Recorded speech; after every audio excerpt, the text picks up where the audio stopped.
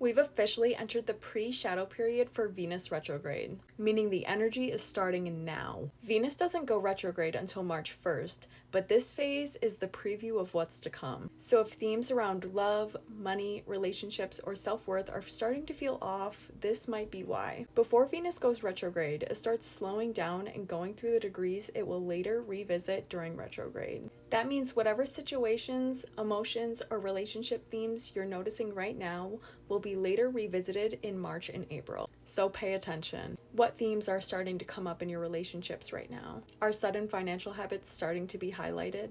Are you questioning your self-worth? These aren't just random thoughts. This is the Venus retrograde storyline just starting to unfold. The pre-shadow period is going to be lasting from right now all the way until March 1st. Unfortunately, this will be happening during Valentine's Day. But anyways, we get the first looks of Venus retrograde themes during this time. Old patterns start resurfacing. Tensions in love or money might start slowly building, and certain situations might start revealing themselves. Now let's talk about the actual retrograde period in Aries from March 1st to March 27th.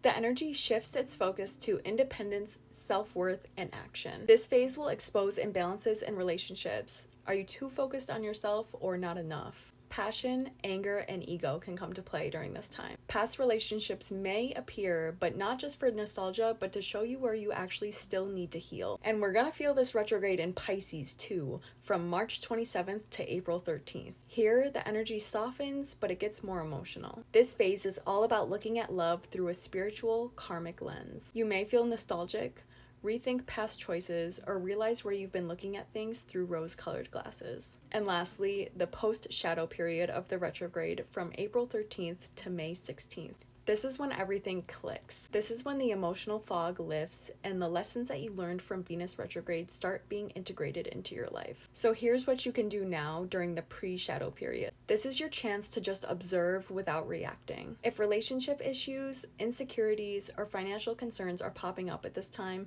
don't ignore them, but take note of them. These themes are going to come back for deeper reflection during retrograde. This is a good time to journal if you don't already. Note down what's coming up in your life right now so you'll be prepared during retrograde. Who are you thinking about? What are you questioning? Or what's making you feel uneasy? Your future self will thank you for having this clarity when retrograde kicks in.